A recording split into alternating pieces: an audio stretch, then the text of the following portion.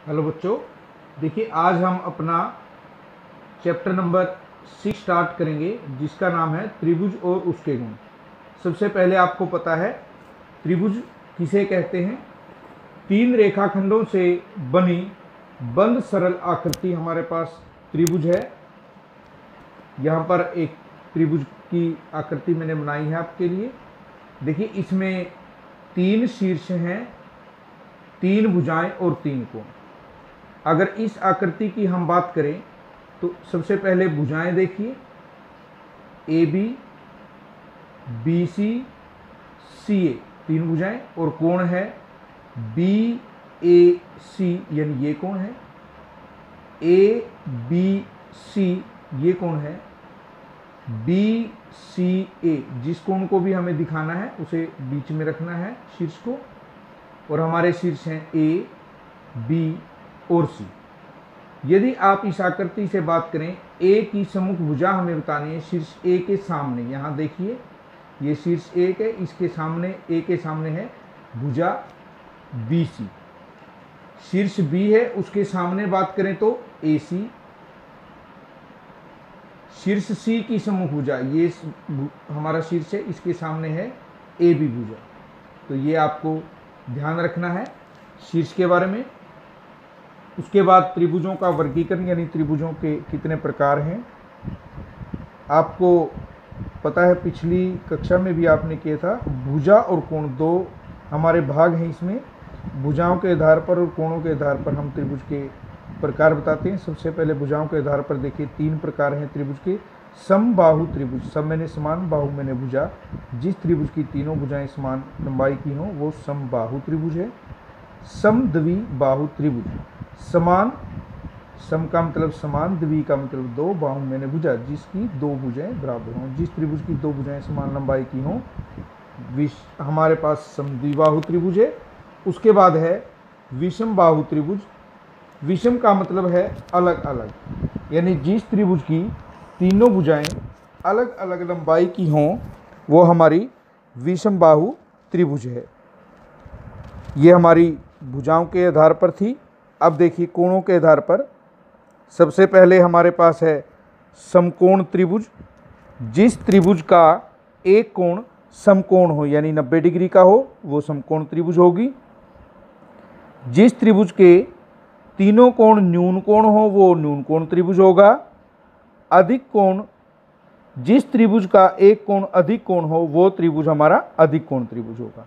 यानी कि अगर हम इसके बारे में बात करें और तीन आकृतियां आपके सामने हैं ए बी सी, जिसमें कोणों के निशान लगाए हुए हैं और भुजाओं का माप हमें दिया हुआ है।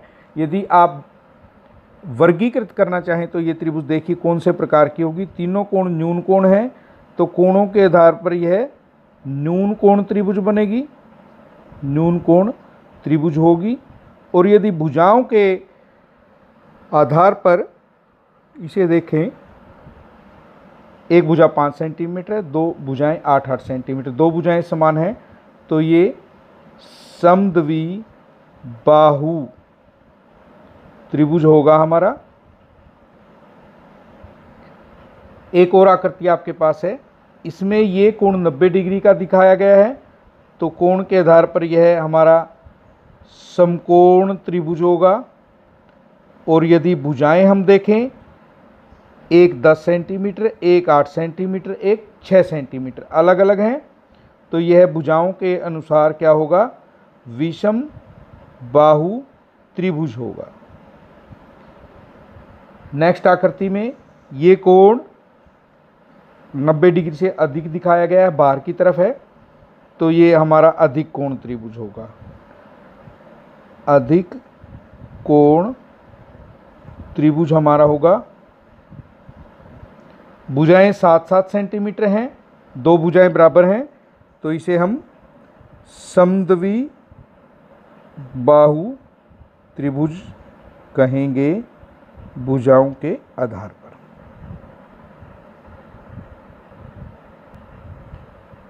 क्वेश्चन देखिए बेटा किस तरह से हमें दिए हुए हैं प्रश्नावली 6.1 में। सबसे पहले एक आकृति है त्रिभुज पी क्यू आर, और इसमें भुजा क्यू आर का मध्य बिंदु डी है, क्यू आर का मध्य बिंदु डी है। पीएम, पीएम के ऊपर रेखाखंड है, यानी पीएम रेखाखंड इसमें क्या है, यहाँ 90 डिग्री का कोण है, ये हमारा पीएम है, बिल्कुल सीधा है। इसे हम ऊंचाई कहेंगे, पीएम ऊंचाई है, या इसे आप लंब भी कह सकते हैं, शीर्ष लंब, शीर्ष से डाला गया लंब है जो, ये शीर्ष लंब की इसकी ऊंचाई है।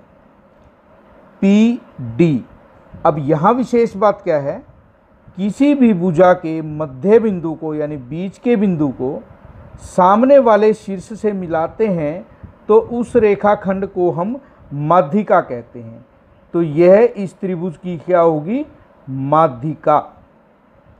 दोबारा सुनिए, किसी भी त्रिभुज में एक भुजा के मध्य बिंदु को सामने वाले शीर्ष से अगर मिलाएं, वो उसका क्या कहलाएगा, वो रेखाखंड उसका माध्यिका होगा।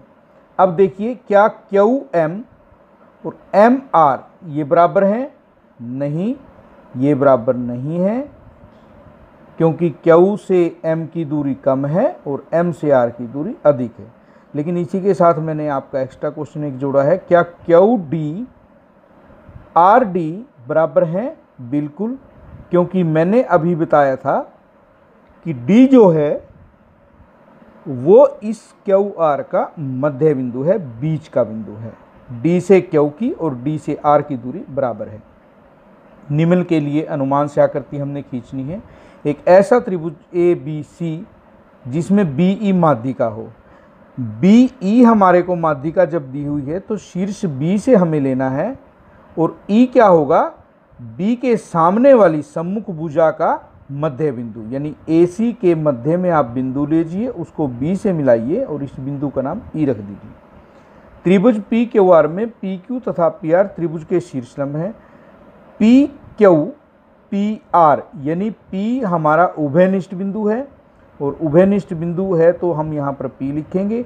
शीर्ष लंब यानी 90 डिग्री का आप इसको कोण बनाएंगे तो PQ और PR इस त्रिभुज के शीर्षलंब। त्रिभुज XYZ में त्रिभुज का नाम रखिए XYZ, कोई भी ये त्रिभुज है, YL शीर्षलंब है, YL XZ। जब भी हमारा त्रिभुज अधिकोण त्रिभुज होगा ये बाहर की तरफ बनेगा, और इस शीर्ष से जब हम लंब डालेंगे तो ये त्रिभुज के बाहर बनेगा, तो ये शीर्षलंब बहिर्भाग में स्थित होगा।